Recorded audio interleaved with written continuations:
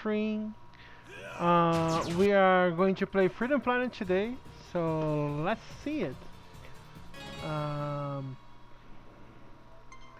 let's start the game. Let's create a new save. Let's see. Yeah, as you can see, I have all of the saves in this game too. Okay, let's see. Classic, reserve seniority. Let's play adventure. So okay, let's see everyone.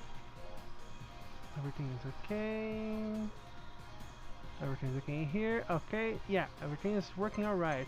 So we're going to play on the correct and the normal order. The normal order is Lilac, Caro, and then later we unlock Mila. So let's go. Oops. Oops. Press the wrong button. Here.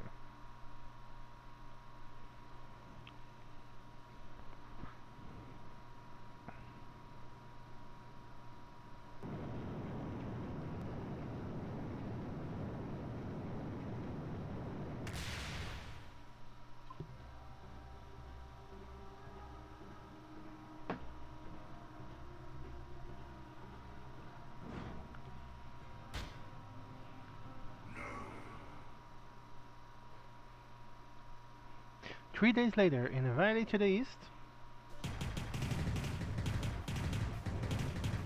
For those that don't know, Freedom Planet is a indie game that's heavily inspired by Sonic games and also the Sega Saturn graphics. It's going to become way more obvious once we get further into it, but yeah. Where? I don't need to dub it. Can't you be Little Miss Hero Pants some other time? Not a chance! So Lilac's main... I'll Oops. go by myself. Yippee. Yeah. Lilac's main gimmick is that she has this directional burst. Oops. What's the button of the burst? Oh, here. Okay. Yeah. She has a directional burst, kind of similar to Sparkster of Rocket Knight Adventures. She also has a double jump that also doubles as an attack. And she has a regular basic attack that can be directed into multiple directions.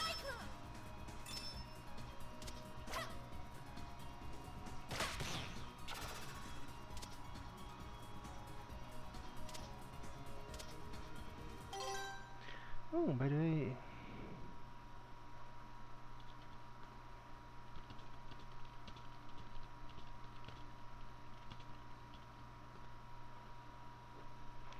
let's return.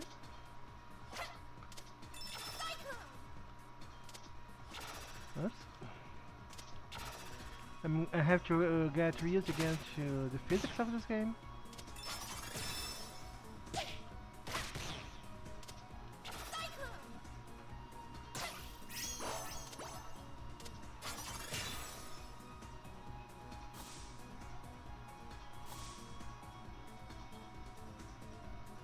Let me see. Okay, let me go fast first.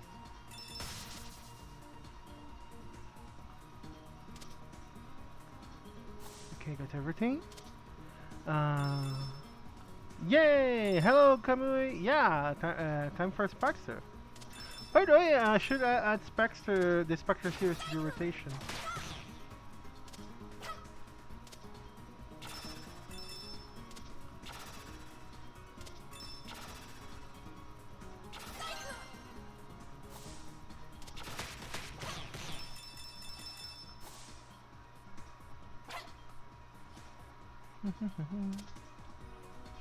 Yeah, this is only useful for Caro. Caro uses a motorcycle, so she has some movement gimmicks based on that.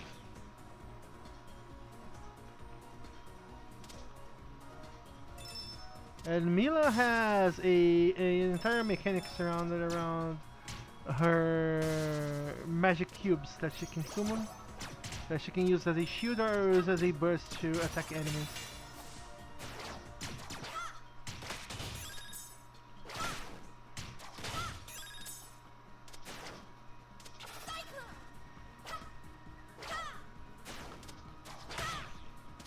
Here.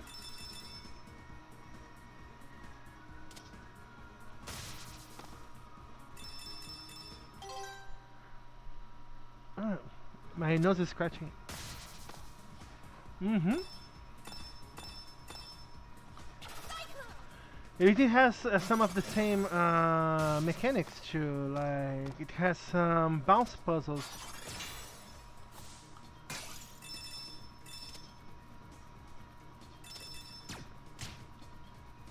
Mm-hmm.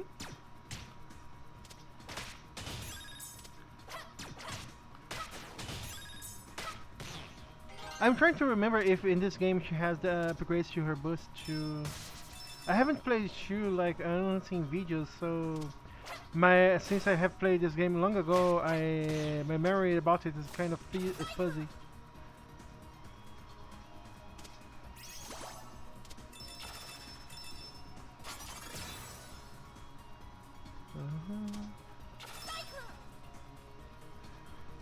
Yeah.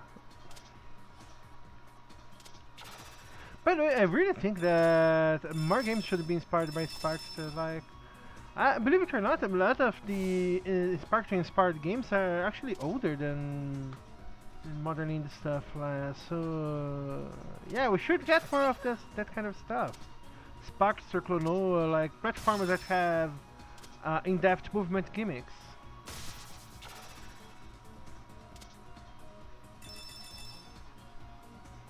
Uh-huh.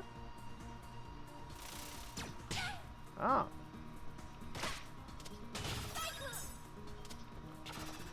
Oops.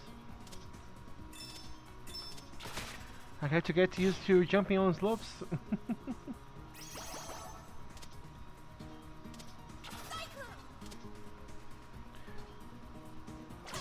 Yeah, the boxing robots has always been a weird gimmick. Like the giant robot boss fight in Cop Kitty is based on the boxing robots from Spaxter. Something that really amazes me because like we don't have any treasure made Sparksters game, even though treasure are made from are composed of ex Konami devs. Oh yeah, like the Cop Kid is way more refined, so yeah, there's that advantage.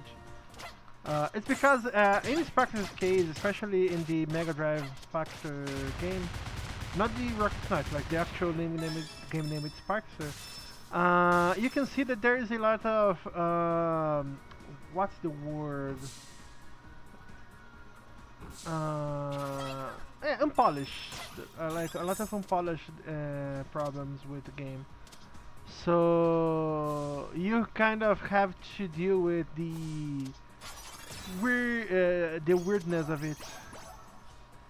Like, I actually believe that in terms of the raw gameplay, the Super NES version of Sparkster is way better. But the robot fights are actually worse somehow. Like, the robot fights on both Sparksters are bad, but like, at least on the normal, on the Mega Drive one, they actually end fast. The SNES one just kind of really doesn't register if you're having any progress or not in the fight. I hate this slide this shit does. Okay, let me see. I don't want to move. I forget, like, the instinct is to always press forward when doing diagonal, but she has to press F.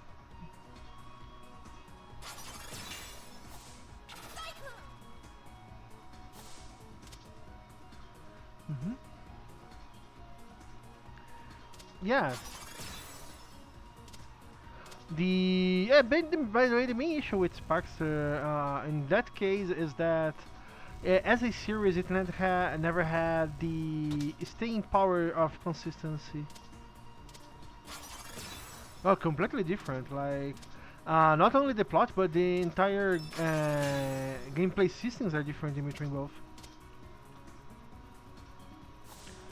Like, the SNES Sparkster is completely based on the sideways swipes that you get from the L and R buttons.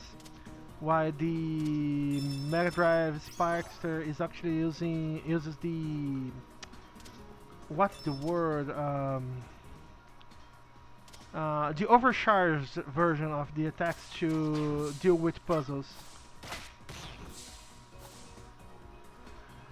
Yeah, like I haven't played this one yet. Like I have heard good things of it. Like some people complained about it, but it was mostly stuff that I believe was more related to it being way closer to a retro game than simply a modern platformer. So yeah, I don't know how much I can take those criticisms seriously. Like not that I'm saying that people shouldn't criticize it. I just haven't played it, but. The few criticism I saw of it was kind of weird. Like, it's not really something that I could really measure without actually playing it. Especially because sensibilities of platformer games change a lot with time. Mm-hmm, yes.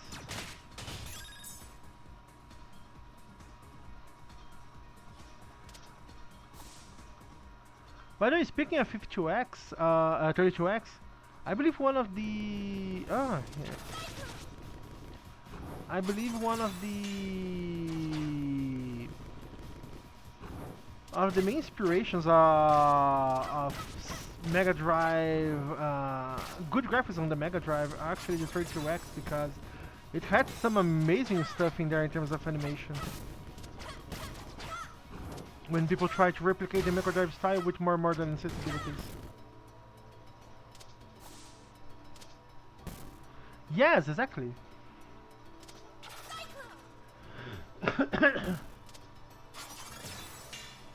It's like I don't even think the comparison is too correct when people say that if a Sonic game on the on the Saturn would have a release, it would be like that because the sensibilities of the time were different. Like it's, but yeah, I believe that these graphics are a mixing between 32X and Saturn because there's Saturn stuff that is very much this game.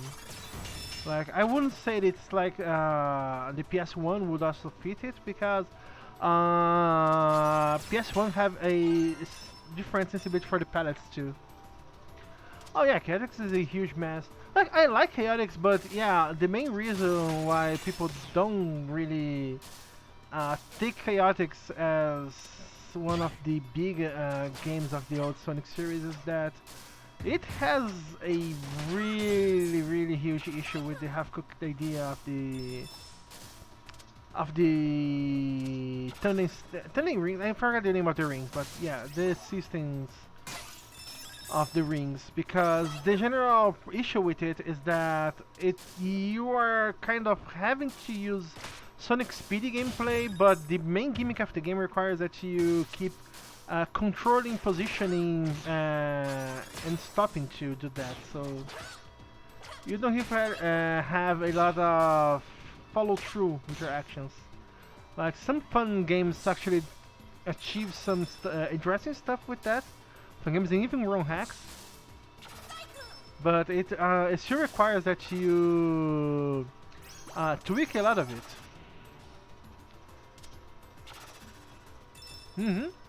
Yes. Like it's slow with the gameplay that tells you not to be slow. That's the weird part. Like it doesn't. The two parts of the game don't really fit together. It could have been so much better if it had like a more refined vision on what it wanted to focus on. Oh yeah, like I believe the main issue with Temple 2 is that it tried a lot to be what to say. It tried a lot to be artistic, but it didn't have enough gameplay system to sustain itself. Like it was good as it was, but it kind of gets exhausting after a certain point.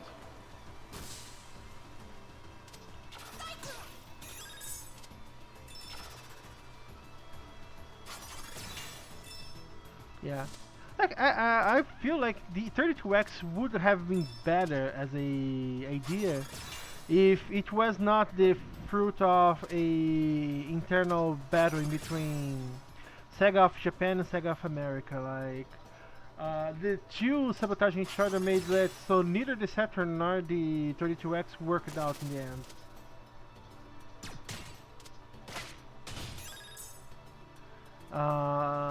Because the main reason why it became so half-baked is that a lot of devs were convinced to develop stuff for it, only for like, before even the first game was released, they already found out that the thing was going to be discontinued to make the Sega Saturn. So yeah, like no one could actually use it for anything interesting because of that. Mm-hmm. And they, like, I'm going to be honest, like, an issue with the Sega Saturn is that Sega of Japan really didn't have any long-term plan for how to sustain it. So yeah, I could understand why Sega of America was kind of having cold feet with it, because Sega of Japan really fucked up a lot of stuff in that.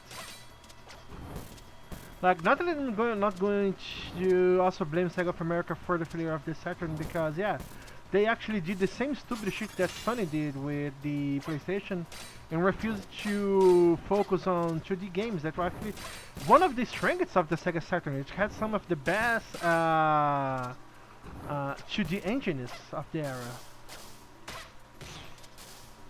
It could use 3D graphics very well, but it was hard to program with too. And also had was the only console that used square polygons instead of triangles to create a 3D. So yeah, even ports were not as easy as they should be. Yeah, like the Sega was a beast with two bickering heads. Like neither of them could decide what was the correct course of actions to take the company, and it shows.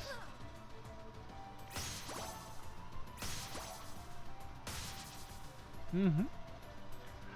Like one of the funniest things about and the failures of the Saturn is that Sega really didn't understand the importance of trying to court the slow-paced games. Like Sony, I'm going to say one of the reasons Sony was able to really kick everyone's asses during that generation is simply because, thanks to Sony not really having the bargaining power to refuse games because of brands and branding, it was stuck in sort of having to accept anything that was willing to be released to it. Sega was really into wanting to sell it as the next arcade experience, because that was a strategy that has worked for Sega for a very long time. So like, I understand it, why they would do it, but it was still a very stupid idea, considering that the arcade itself was kind of dying by the time. They didn't have any long-term plans to keep a public when the most of the arcade stuff started dying. Like, they literally believed that selling games like Eternal Champion would hurt their arcade brand, like, because their arcade brand was focused on Virtua Fighter at the time. Like, that's completely stupid. Like, Capcom had, like, at the moment that they took that decision, Capcom had at least a few, Capcom SNK had at least a few fighting gaming franchises each, and they were all successful. Like, SNK was literally releasing a crossover fighting game with their fighting game franchises. Like, they had so many fighting games that they could create a crossover line. That is like, we don't know where the fuck Sega of Japan took that idea. Like,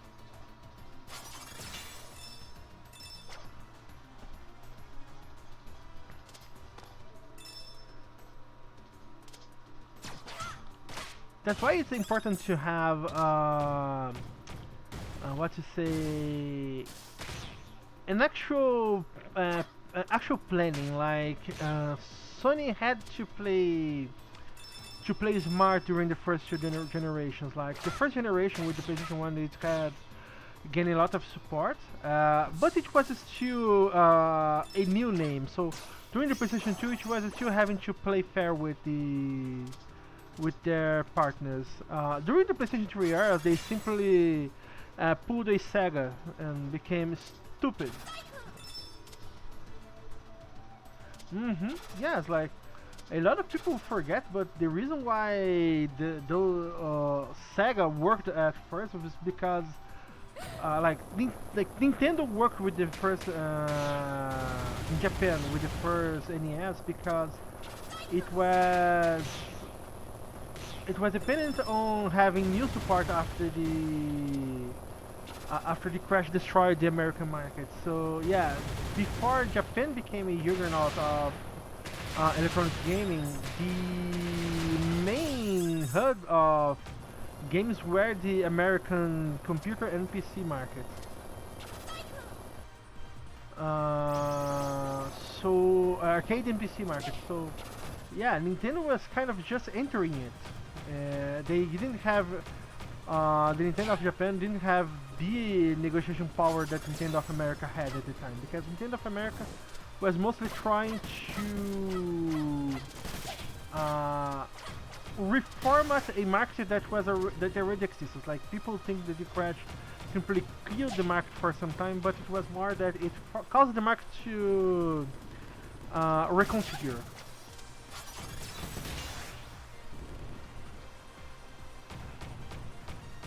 Yes. Like Atari kind of really fucked the push on that one. And it's not even a case of like Atari having bad financial decisions. Like Atari was just mismanaged completely. The I believe King just said during the Trammell documentary that like Atari had so many departments dedicated to their game division that had literally no reason to exist. Like it was, they expected like infinite growth, like capitalism. You didn't say don't play. Fine, be that. Like as much as it pains me to say, like uh, for a asshole capitalist that Tramiel was, he was actually smart in understanding that Atari was a really bloated company. hmm What the? It's even funnier because like the adapter kind of never really got a true pushback from Atari. Like nowadays, like if it had happened for Nintendo, for example, Thank you, shit Miss. would be blowing up Miss into the Light. stratosphere. Are you okay? I saw a huge explosion back there. Oh, back You've cutscene. been following I'm me talking, this it's whole time, skipping that. haven't you? Duh. I take it you know this guy. Girl. This girl. She's like my tail. Always right behind me. Carol the Wildcat, at your service. Well, I'm Torque. I'm a shell duck. Shell duck? It's more of a nickname. I'm not exactly from around here. By the way, now that I'm going to beat it again, maybe I should try to get the So what are you the doing? two prototype characters that were never finished to run to. Someone is about to steal the Kingdom Stone, and I have to stop them. The Kingdom Stone. That's impossible. Yeah, only I could steal it. You wish. Well, it's already happening.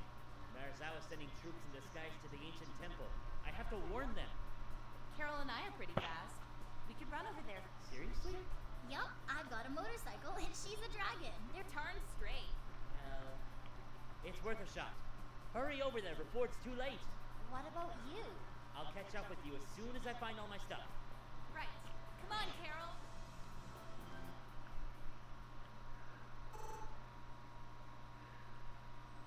By the way, something that I really like. Oops, more dialect. Nice to see you too. We have to talk to you. The Kingdom Stone is in danger. Don't be ridiculous. Nothing gets past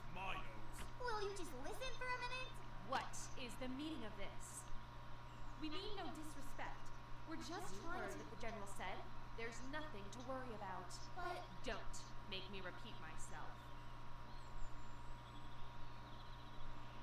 Well, they sound like they know what they're doing. Why don't we just charge up and go home, huh? I don't know. I feel like they're hiding something from us.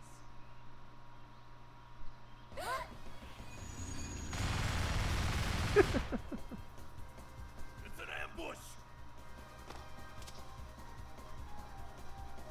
Follow me.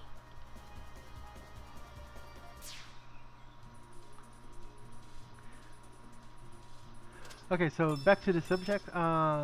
Something that I really find interesting about Sonic Fun games in general is that a lot of them seem to understand a lot of what made the Sonic games good in a way that even Sega has a hard time understanding. Like, not that I'm shitting on the 3D Sonic games, like they just have a different basic premise for the gameplay that really is not compatible with the old Sonic games.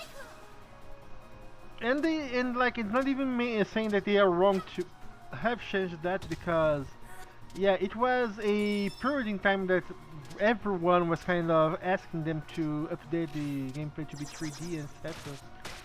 And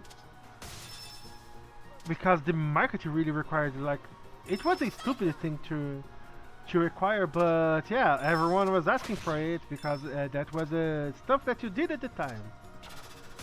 We should turn everything to 3D platformers to show the power of 3D, and if you were 2D, you were just bad. Like, and that kind of caused a strange Mandela effect with everything, because now that the 2D games of the era that were actually heavily polished and show their work really well, they kind of get retroactively treated as if they were always considered good, like well received. And the 3D games that had a rough transition are now considered as if they were always bad, even though, like, no, it's not that simple. The zeitgeist of the era was kind of complex. I think the best example of that is that Crash, especially the first one, is not that much, like, doesn't have that much in terms of depth to really make it that great of a game. Like, it's a good game, it's very competent for what it is, but a lot of what we really like of the series came only from 2 onward. But the first game was a success specifically because it was a 3D. Like, if it was a 2D game that had these... How do I kill this thing? Oh, this way. Okay. If it was a 2D game with the exact gameplay that it had, it would not have been so well received. Like, not even joking. I take for example the first Gex game. The first Gex game was actually extremely well received for the 3DO, but it was kind of lukewarm in terms of reception when dealing with... Oh, what the fuck? Here. When dealing with the PlayStation 1 release. Even though, like, it's not a bad game, like, it's pretty run of the mill for its time.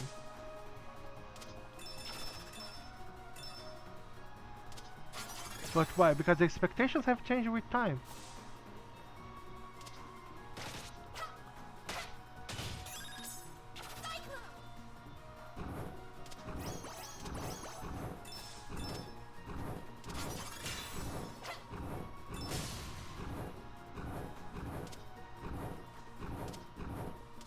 Like, the thing with certain games, like, one of the reasons why we also had a lot of issues trying to get games into the West is specifically because Sony and Sega really wanted to force everyone to believing that the 3D was the only future, so they felt like there is no publishing 2D games would hurt the brand, as they say. And it's not really, and it's like it painted a lot of the experiences of the publics in between both regions. Like Japan had a very strong 2D scene, even though it was very deep into the 3D era.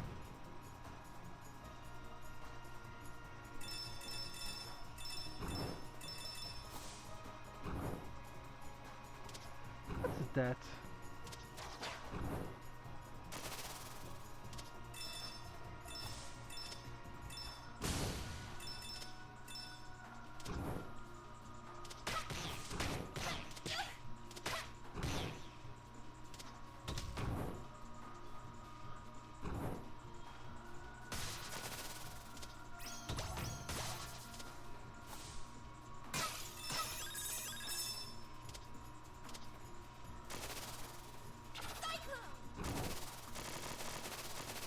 Oops.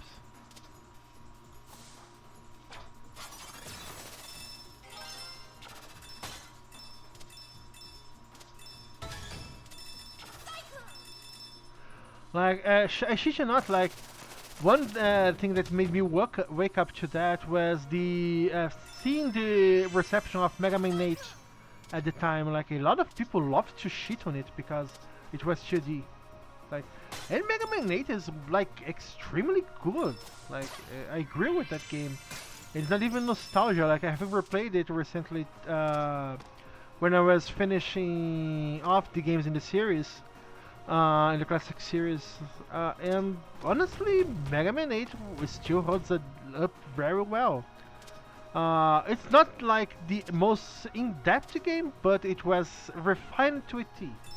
Like, a lot of people like to clown on the shitty voice acting, like, but I'm going to say, first things first, the voice acting is not that distracting.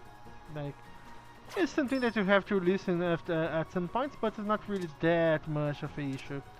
And the second part is that, like, the Japanese version was not that bad. Like, it was not like special or anything, but it wouldn't affect the Japanese version that much. And then I see like the reception of the game, especially nowadays, and see like a lot of strange revisionism of people saying that it was like people treat it as if still treat it as if it was super bad for some reason because of the memes surrounding the dub.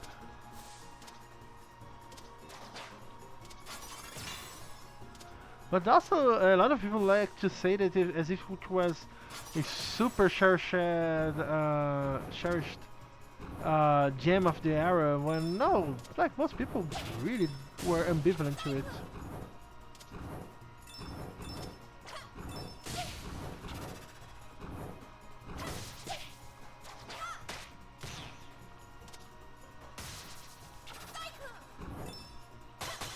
Like, there were people at the time complaining about Mega Man X, like the Mega Man X series. Mega Man X4 was, like, very lukewarmly received at first. It's simply because the general consensus kind of changed with time once the gimmick of 3D lost its luster.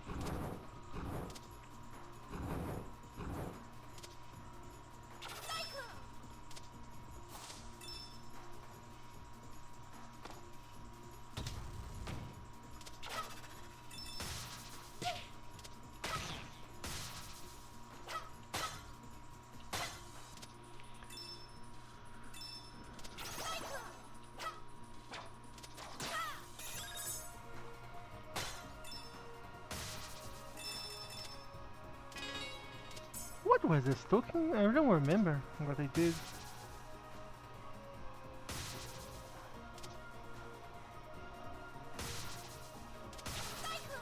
Oh, nothing there, nothing there, okay.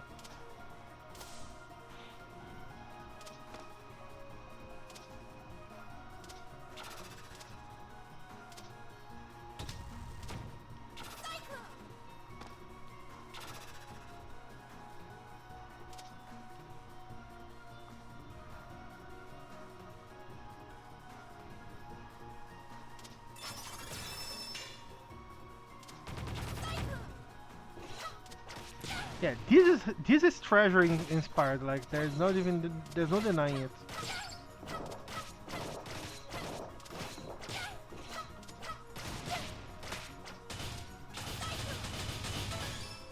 By the way, the proper way to defeat it was to push the rock into it, but yeah, I find it just faster to do that.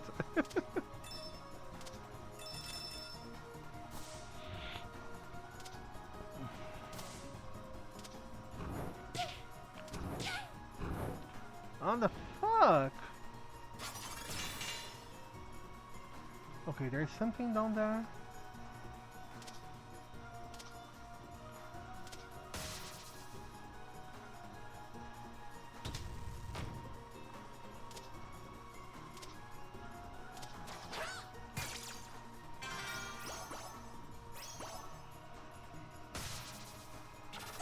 Let me just check this clock. Let me see if the gimmick, if it has the system clock gimmick.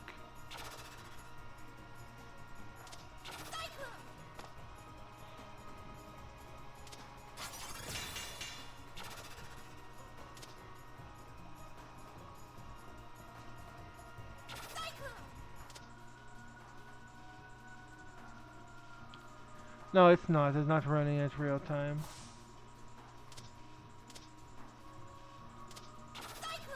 I just had to check.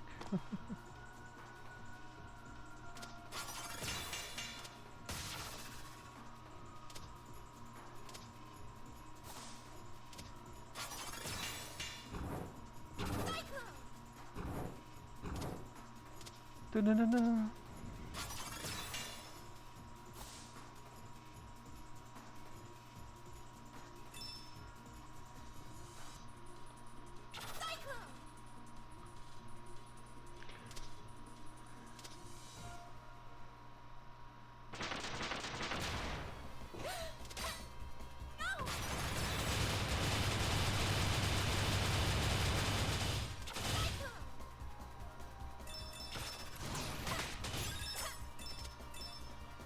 Something that really annoys me about the generation change from the PlayStation 2, GameCube, etc. to the next generation is that a lot of the rough edges, rough but interesting edges from the games of the era were completely ironed out of the development. Like I really take as the ultimate example of that the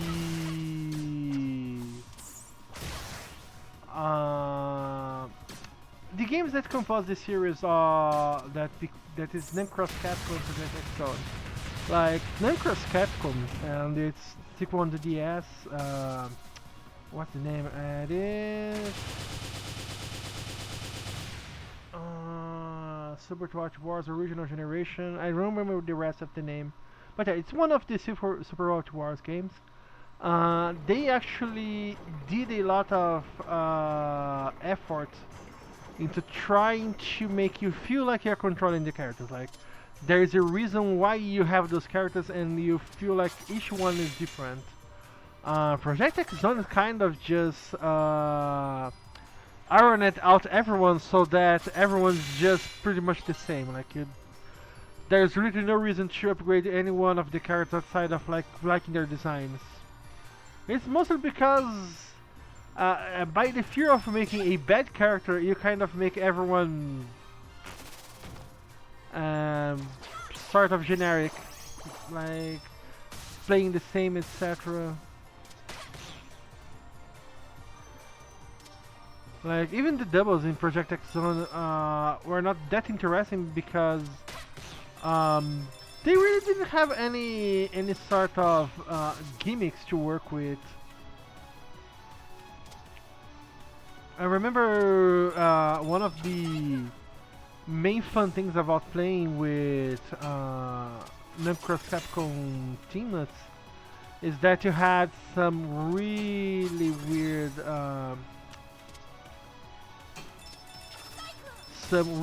team-ups that created some interesting character feels. For example, Arthur and Kai. I forgot the name of the main character from Dwarf Dog. Kai is his girlfriend. I don't remember the name of the main. Gilgamesh. Okay, remembered. Kai, Gilgamesh, and Arthur made a good team because Arthur was actually a pretty good range attacker. And Kai and Gilgamesh were pretty good at close range. They could actually fight in the other range too, but their main focus was Arthur was a long range attacker and Kai was the close one. So they actually work pretty well together if you pair them into a level. Like you could move them to the front lines, and Kai would be able to tank on the front lines while Arthur was going pretty much bonkers on everyone behind them. And the fact that they had a cross assault, I believe the name of the attack type, together actually made it them interesting double to have around. The same goes, for example, for Kaizohori and forgot the name of his wife.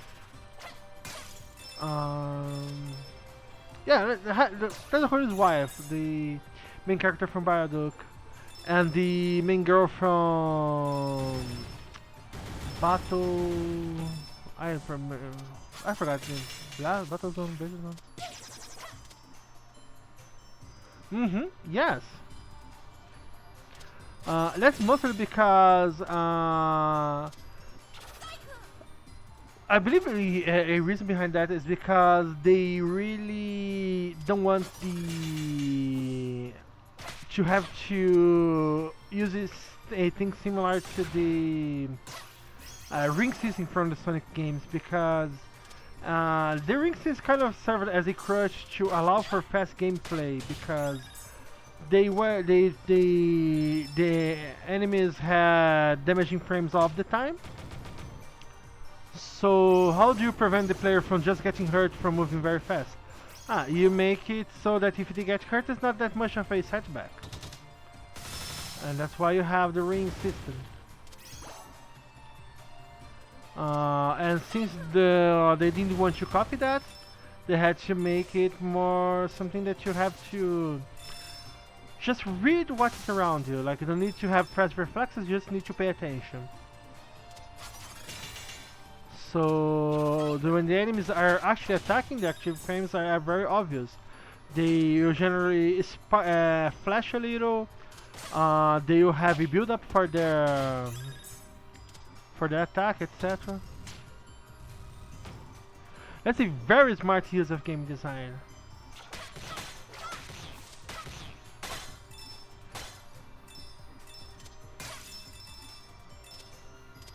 Like, it's not like even that I think that it was a bad thing that the ring juggling as people call when you get one ring and start and just use it for all that it's worth to keep yourself from dying. But the main idea is that it's a system that requires all of the elements to work. Like, you can't really replicate the ring system without adding all of the other elements of the game, etc. Okay.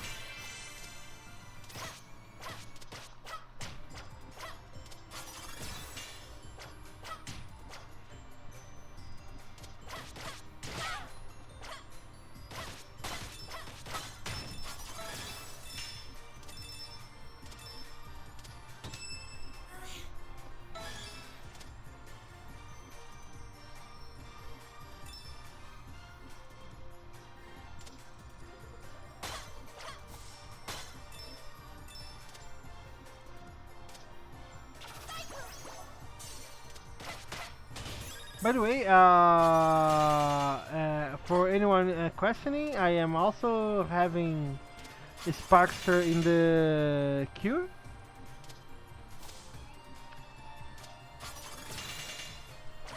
I plan on, after finishing Freedom Planets, I will go to Spark the Electric Jester as a follow-up, and I will also do the same thing I did to Copy Kitty. Like I'm going to play off the campaigns on those games. What do you think you're doing?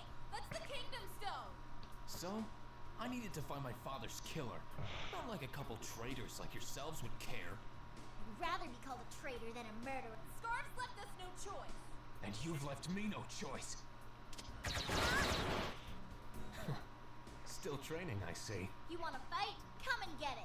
I'd love to stay and dance, but Mayor Zhao's got a tight schedule. Besides, if something else is guarding this thing, I'd hate to be around when it wakes up. You're insane, you know that? You're never gonna get away with it.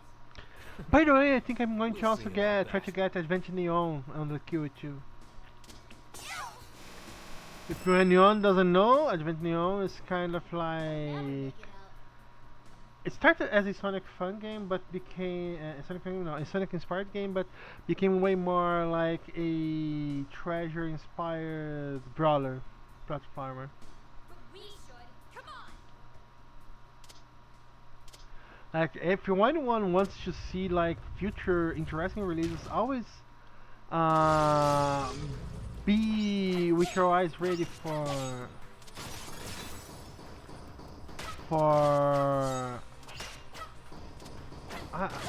what? For Sage. Sonic Amateur Game Expo. Sage is pretty much a talent bank by this point, because a lot of really good things is always being showcased in there.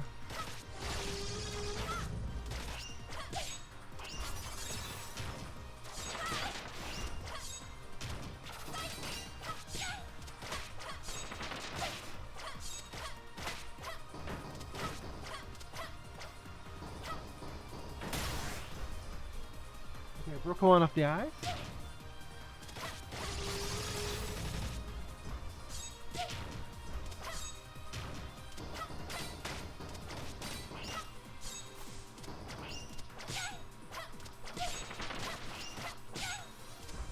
Oops.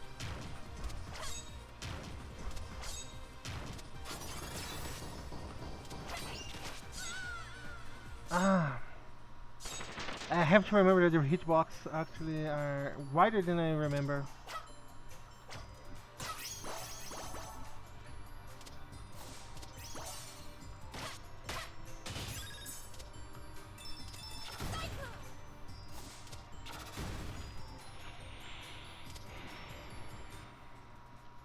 Like a game that is also on my list that I should get is Pizza Tower and Anton Blast 2.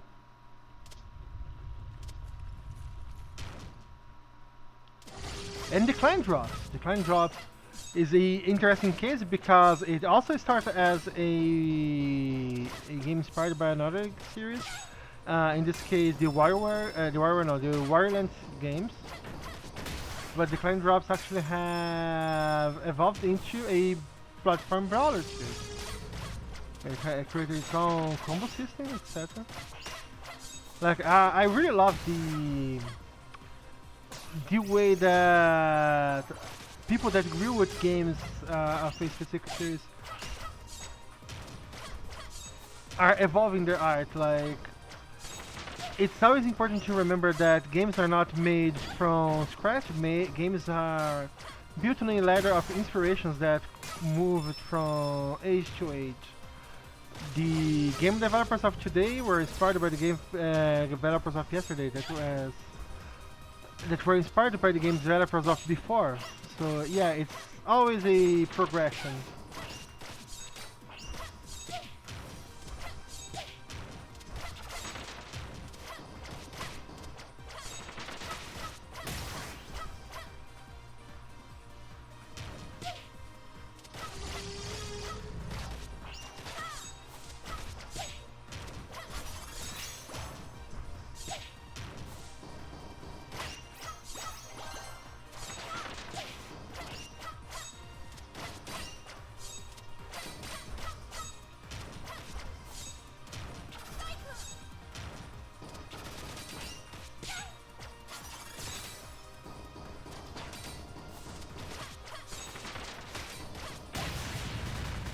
I bit it!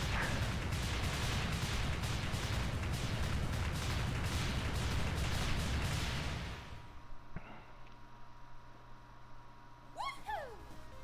That's how it's done.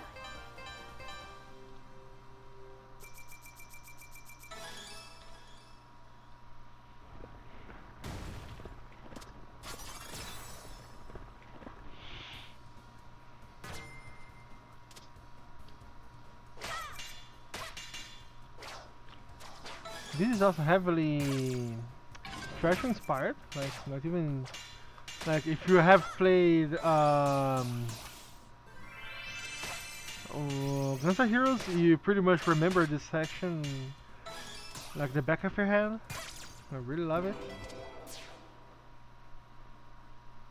Carol! Carol! I'm over here. You made it out. Your ear!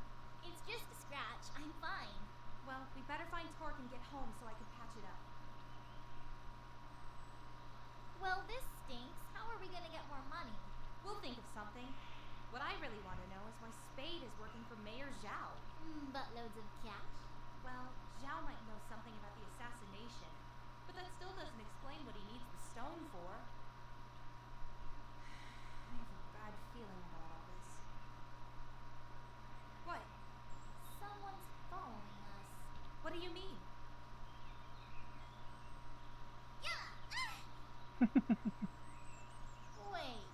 Someone with a shield pulled me out of the cave. It must have been her. Sorry about bouncing on him. Hello? I'm sorry. Don't be scared. I promise we'll keep you safe. Are you a dragon? Yeah. Can I touch your hair? Huh? Oh, okay. Never mind. No, it's okay. I was just surprised is all. Go ahead. I won't hurt you. It's like a rope. Yeah, Maybe we can be friends. sure. I'm Mila. What's your name? Lilac. That's a pretty name. Thanks. This is my friend Carol. Hi. So, thanks for saving me back there. But what are you doing all the way out here? I was playing over here, and then those people came. They're not very nice. I'll say. You know what? You can come to our secret hideout. What? Really? Yeah. Nobody knows where it is except us. That sounds like fun. The Kingdom Stone has been taken! Your Excellency! By who? Mayor Zhao. His pilgrimage to the temple was a cover-up. This is troubling. Zhao may be a buffoon, but I never believed he was capable of this. A pair of youngsters warned us about the attack. I refuse to listen. I have failed you, Magister. Don't be hard on yourself, General. I would have been just as skeptical. And tell me, who was it that issued this warning? Something doesn't smell right. Well, sorry. You never smell right. I'm referring to those kids. They know something about this. We have to find them.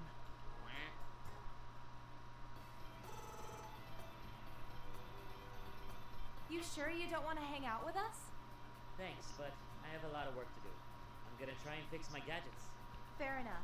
Just shout if you need anything. Alright. What are you gonna be up to? Oh, we should have plenty of things to do, especially with a new girl around. I'm bored. How about a movie? Sure. Why not?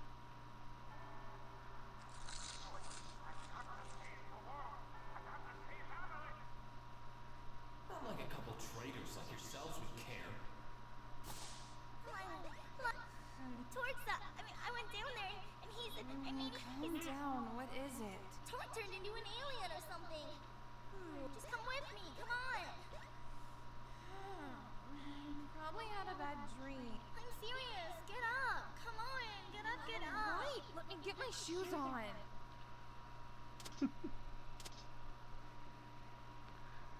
Torque?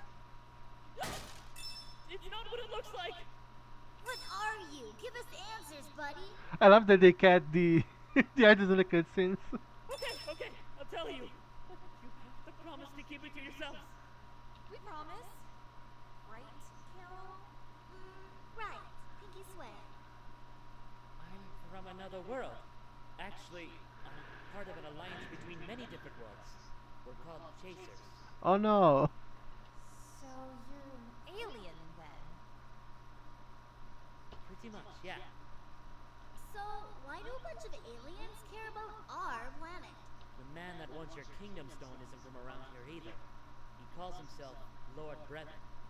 Lord? Well, he didn't get that name selling cookies. He's dangerous with a capital D. Brevin is the most powerful enemy we've ever faced. Hundreds of worlds destroyed. Thousands of heroes killed or corrupted. Enormous amounts of weapon energy stolen. And that's just the tip of the iceberg. According to our scans, the Kingdom Stone has enough energy to double the size of his army. If he gets it, he'll be unstoppable.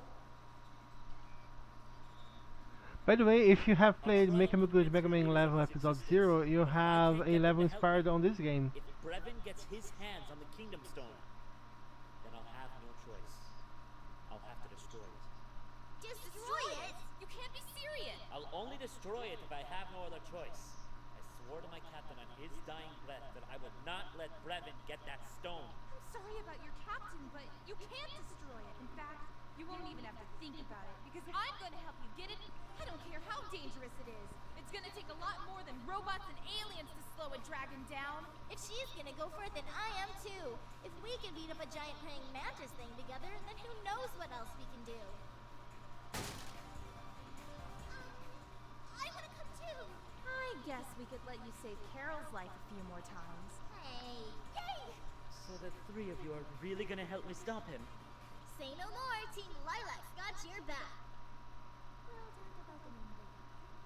I'd be lying if I said I was comfortable with this, but I honestly could use your help. You all know this world better than I do. So, it's official, right? More or less. Welcome aboard, ladies. Is Team Lilac a reference to Sonic Heroes? Yeah, awesome! Wonderful!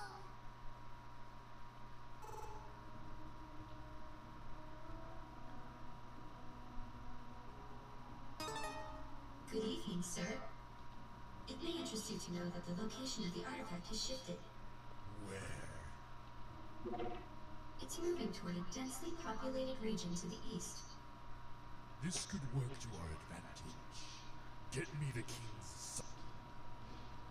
Where do your duties lie, Prince? It is my duty to protect my father's kingdom. You would sacrifice your very life for the good of this kingdom, wouldn't you? Yes, And you would crush all those who threaten its safety. we must protect it at all costs. Exactly. The one you call Zhao has taken something very precious. Something that could put your kingdom at risk. You're not going to let him keep it, are you?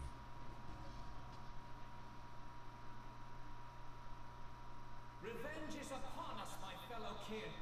We have confirmed who is responsible for the death of our king, Zhao of Shanmu. His plans to steal our kingdom stone must be stopped. Deploy our Sky Battalion.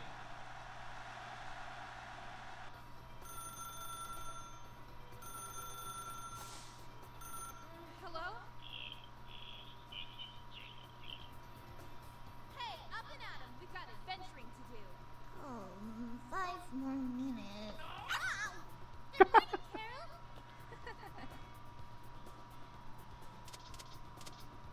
I was wondering when you'd be awake. You can blame Carol for that. She sleeps for like half a day. Totally worth it. Well, anyway, I got a call from that big panda guy I told you about. He's gonna help us. When is he coming? Actually, we have to go meet him. He'll be waiting for us north of... Perfect. I fixed my radar last night so we can use it to find the meeting point. Great! Aye, aye, Captain. To it. According to the radar, we seem to be at the right location. I think it's a little off. This way!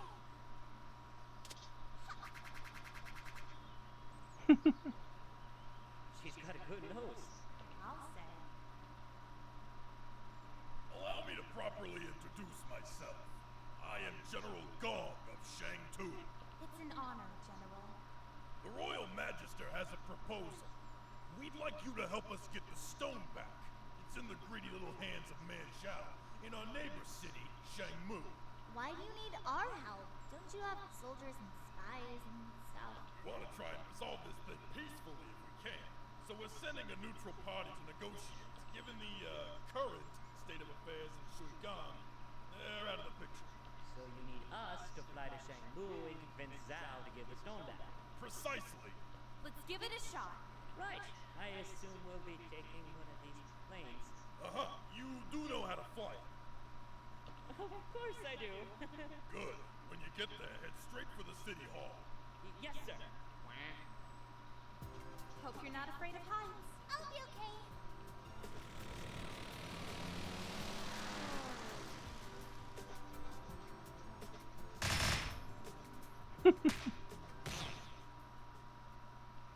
I love those gags where the You just had to the two follow me frames here, are didn't you? too active in the cutscenes. How did you know we were coming? You seemed pretty determined to get that stone back. So you're the thief Lilac was talking about. I've been called worse. Where is it? I've already finished the job. It's time for my brother to play his hand. Your brother? Prince Dale of Shuigang. Really? When he finds the man who murdered our father, there will be no mercy for the kingdom responsible. We know who's responsible. Nice try. Will you just hold on a minute and let us explain? What, so you can throw me off again with your lies? Thanks, but I've had enough. Everyone, split up! We'll cut him off with a huge shopping mall over there. Got it! Fortune Knight.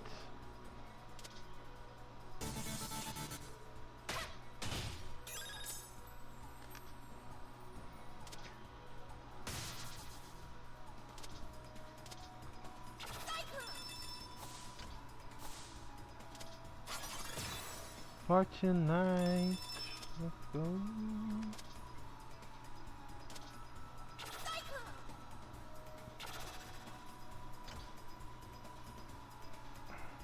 Yeah, so this kind of level is one of the annoying ones because while I love a lot of the game, like it is one of those. If once you 100% the game, you're going to hate this level because there's too much area to explore.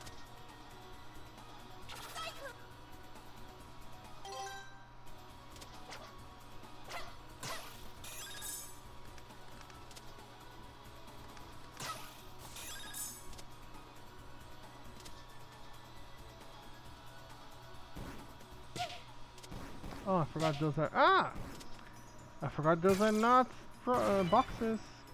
They are enemies.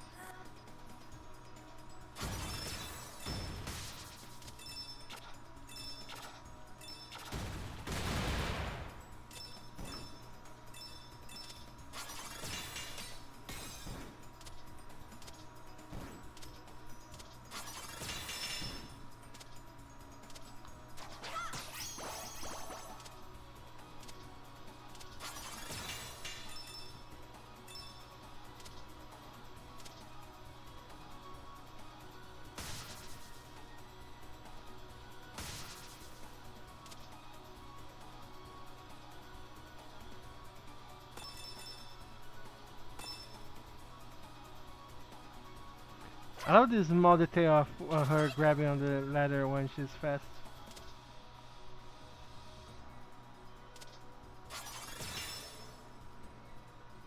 Oh, by the way, for those that don't understand yet, what are those red markers here? If you're playing with Carol, you can use them to launch yourself to other red platforms in the area. So levels that are shared in between multiple characters will show stuff that only interacts with their gimmicks too.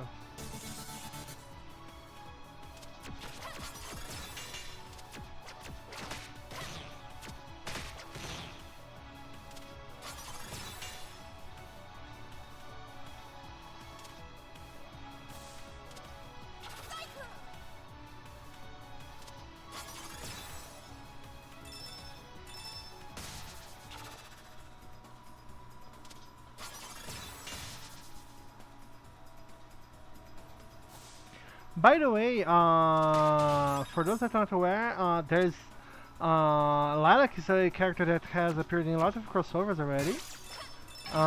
We have her as one of the racers in IndyCart, and she's one of the fighters in Indy Pogo. And her gimmicks are pretty much like her gimmicks in Indy Pogo are one-to-one with her gameplay.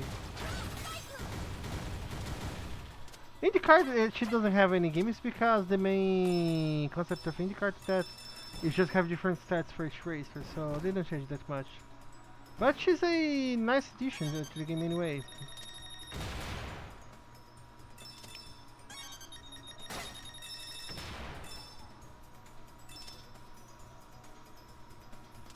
So yeah, if you want more of Lilac, you can test her out in those games.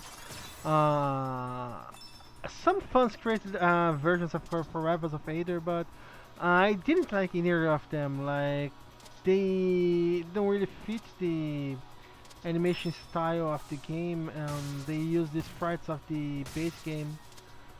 So her gameplay is kind of really weird. Especially because since she as a platform character doesn't have animations for it to make a complete fighting game character, you are going to see a lot of repeated animations for most of her attacks. So it's not really an interesting take on her. It's not even that, like, I think that's just because the sprites are from the base game that is the issue. Like, I am not going to shit on the fan-made character. Like, fan-made characters are fan-made. Like, they are made by people that like the games. So none of that. But yeah, of the Rivals of Aether workshop characters, none of the versions of her are really that interesting to have. Like, if you really want to play with her, you can get them. But there are other characters from other games that you can get that have a better quality.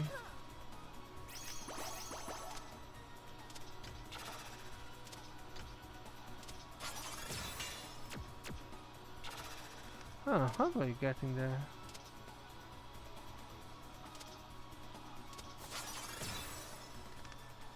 I can't, okay.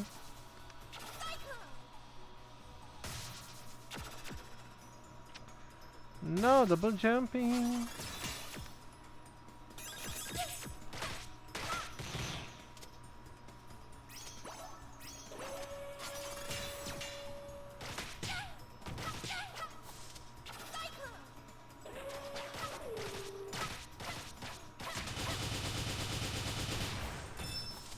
There's a version of Carol showing Rivals, like if you're interested.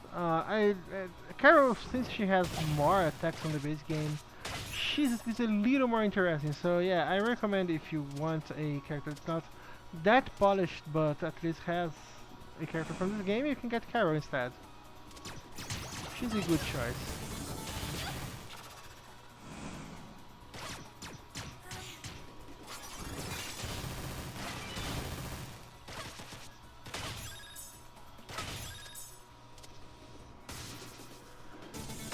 Sadly, at least as far as I know, there's no Melee version of Melee in the game, in the workshop.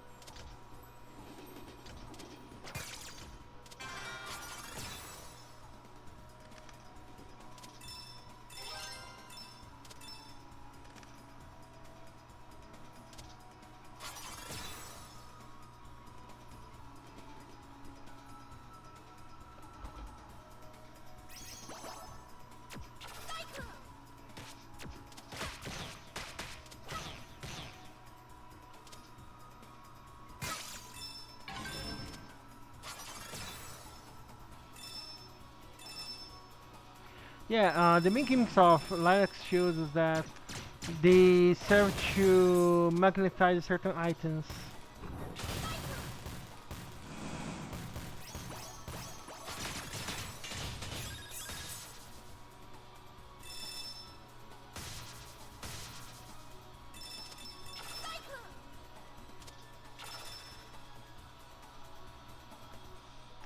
You can do it. Vote for Proposal 32.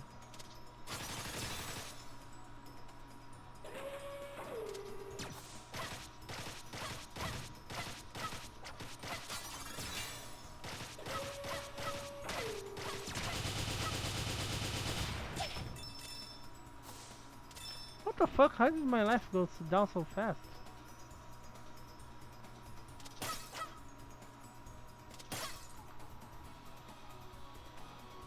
Cool and dense.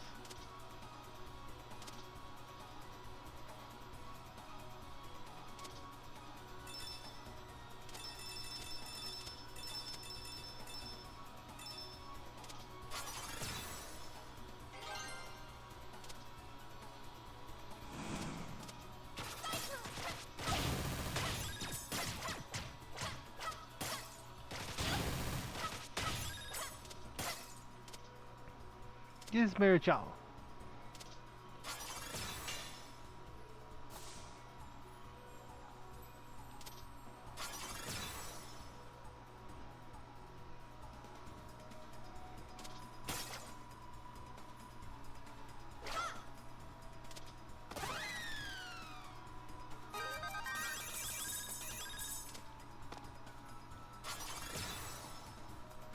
Fortune cookie.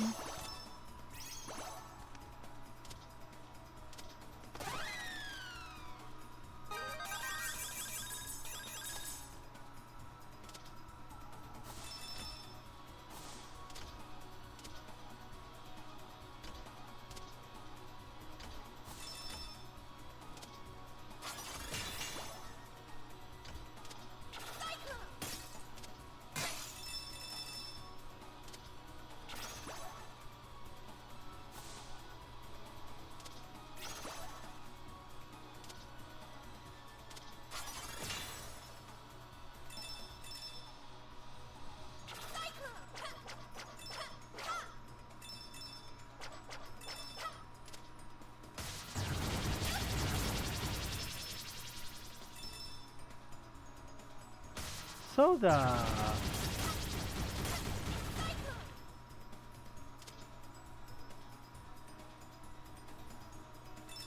Soda.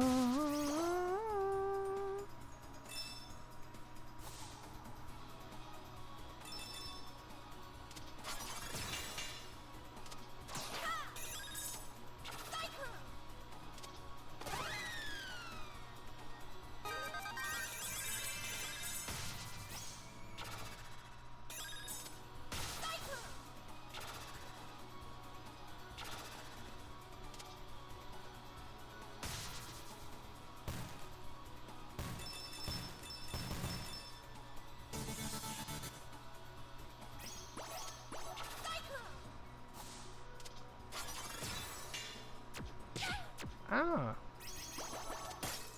Hold it right there, you sparkly twit! What did you call me?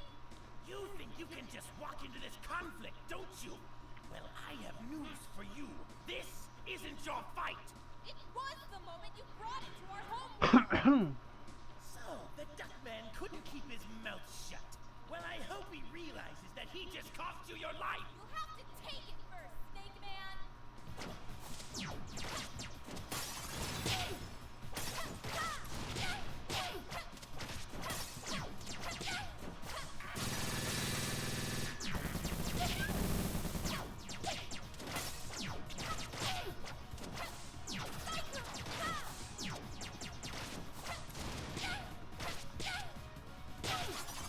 I've had enough of your kung fu tricks! Prepare for annihilation!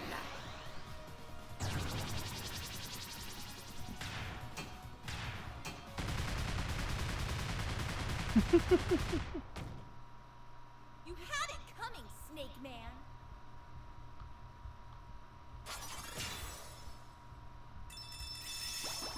You had it coming. You had it coming. Dun dun dun.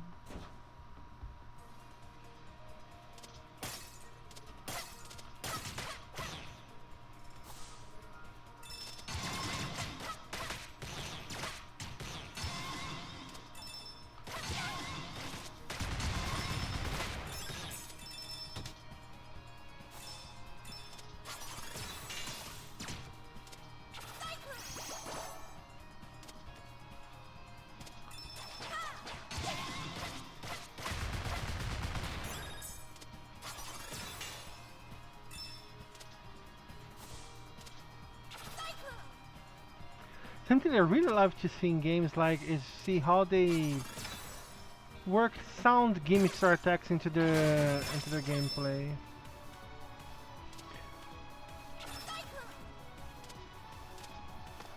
Like there are many Mega Man fan games with sound-based characters, and they actually have a lot of interesting takes on them.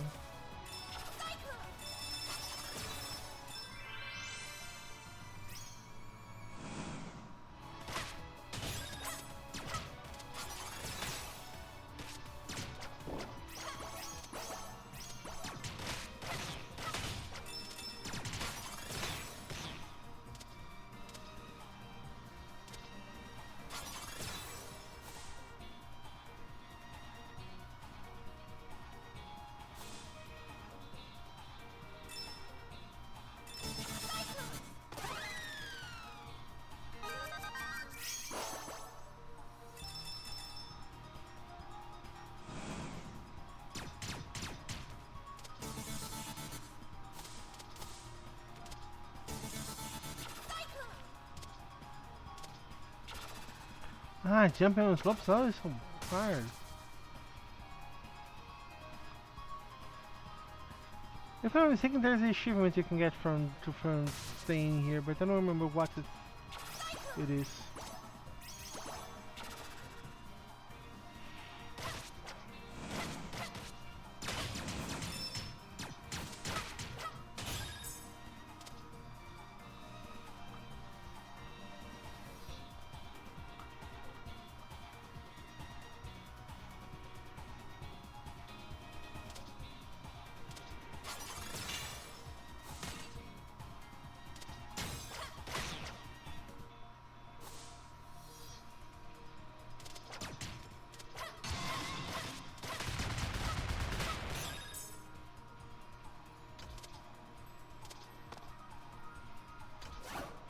And this is right out of Horizon.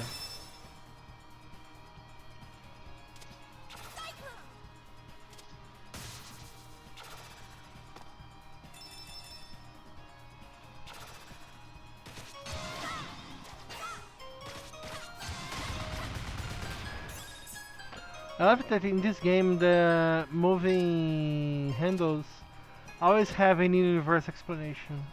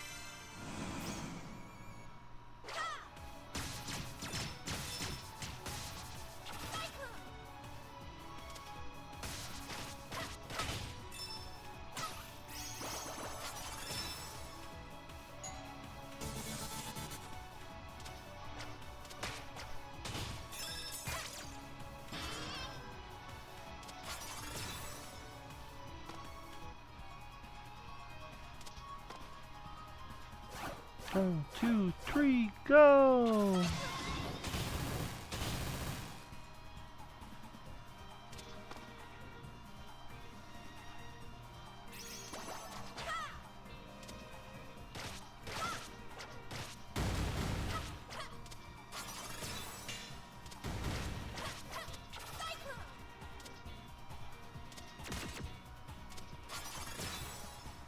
good. The metal coat is good against lasers. Crap! Just because I was talking about it.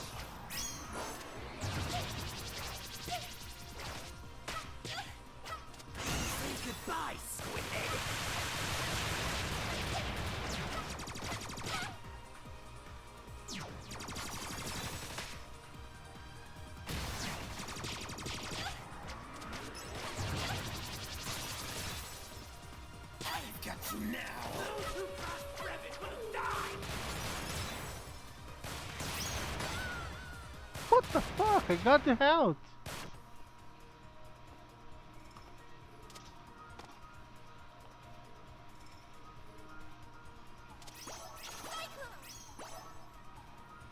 I had gotten the health, but it didn't count.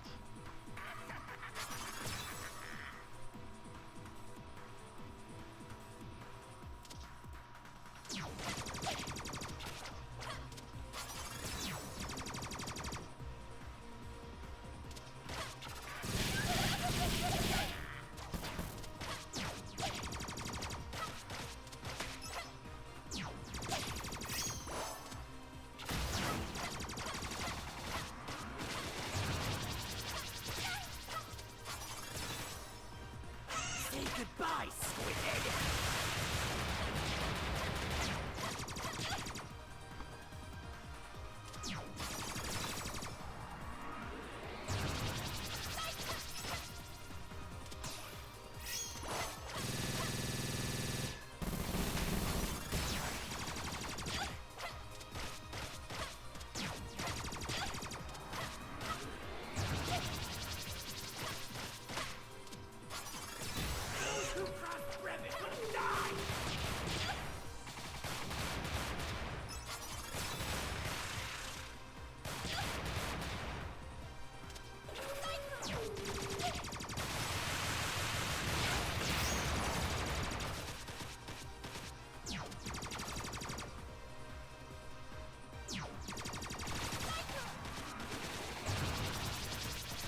What the?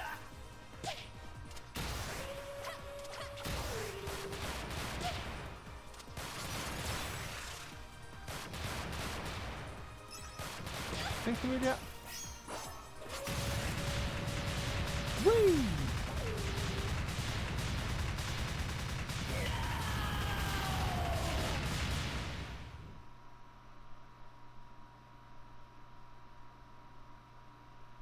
Awesome. We made it!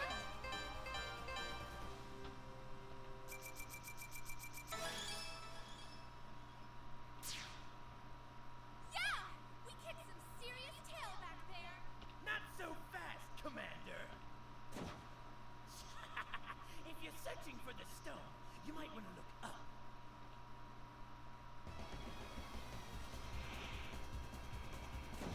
Enjoy your victory!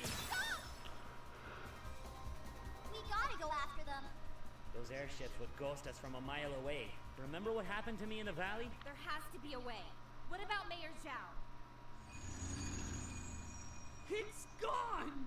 My one chance for re-election is gone!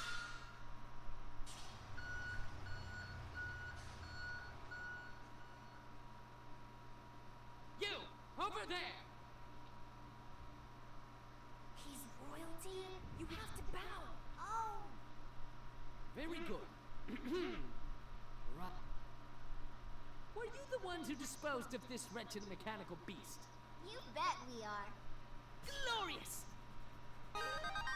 As a token of my appreciation, I offer each of you free reign over Zhao's shopping paradise. With this coupon, for 5% off selected brands.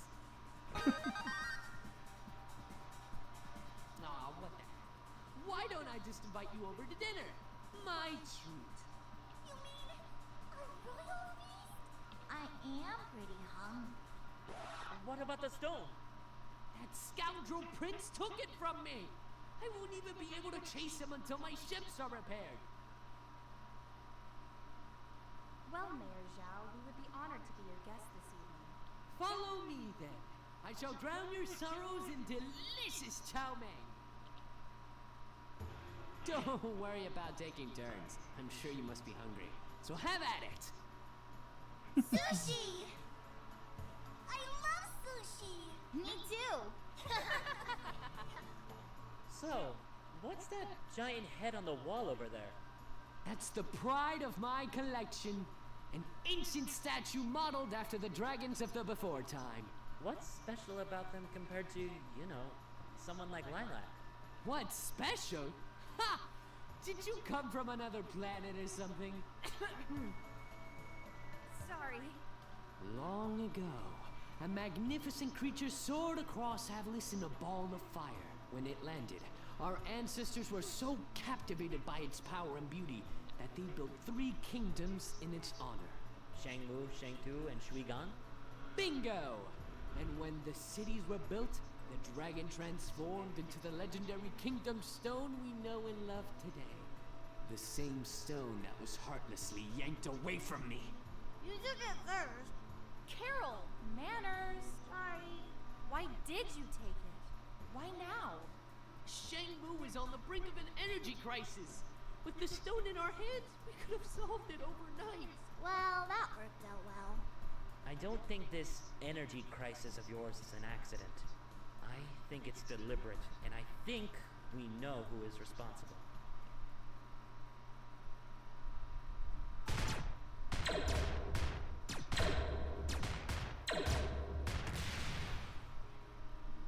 Don't bore me with your lectures. I've heard them 1,000 times from 1,000 self-righteous warriors. Unless you have something useful to say, the only thing that matters to me is how quickly I can cast you aside. I really have a lot of work to do. You'll fail. Men like you always fail. Interesting theory. Hello, sir. Have you beheaded the intruders yet? What is it? There is an incoming transmission from General Serpentine. The full moon is out. Not a cloud in the sky. Don't relax just yet. Upload the scans and get back here immediately. Of course, my lord. Contact the crash site and tell them to refit our warp drive. I want the artifact to fit like a glove. As you wish. We're getting off this rock.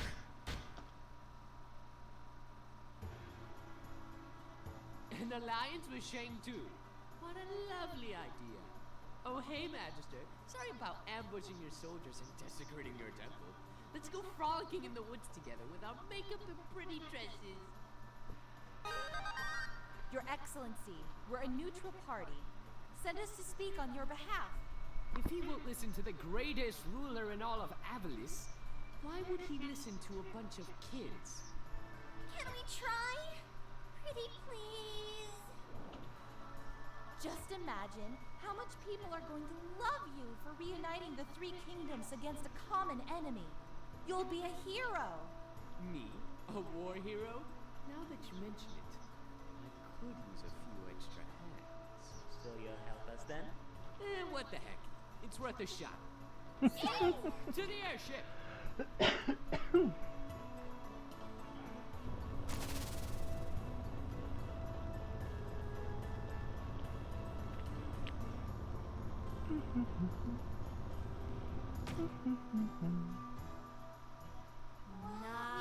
a ride in that? Oh my gosh, yes. But of course, it's equipped with everything you'll need for your trip, including your luxurious living quarters. Good luck, my friends! Thank you!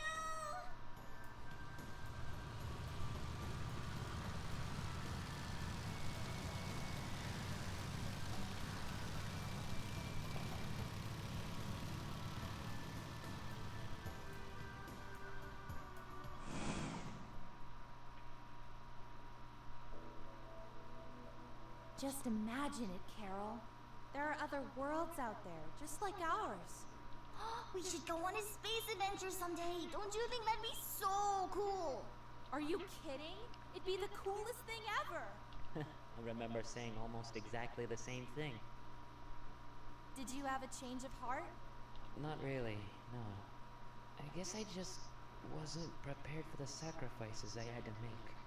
Just gotta keep moving forward with the mission, I guess. No point thinking about a past that can't be changed. You're right. How's the other girl doing? Mila, I'm not sure. Can you go check on her, Carol? Okie dokie. I'm gonna get some sleep. I'm fine. You go on ahead. How's it going? I'm making a wish. Oh, what kind of wish? Well, I really want to see my mommy and daddy again. Sounds like a good thing to wish for. We're gonna be going inside soon. You wanna come? Okay.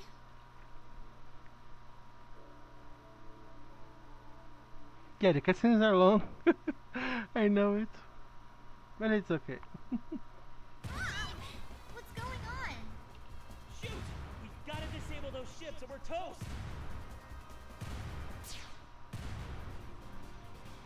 Yeah, so let's finish for today. I can my schedule can handle another cutscene, so yeah. See you all next time for more Freedom Planet. Don't forget that tomorrow we are going to be playing Labyrinth OS Part 2. And we are going to be tag teaming a more slow-paced game, generally an RPG or something of an adventure game, and an action game.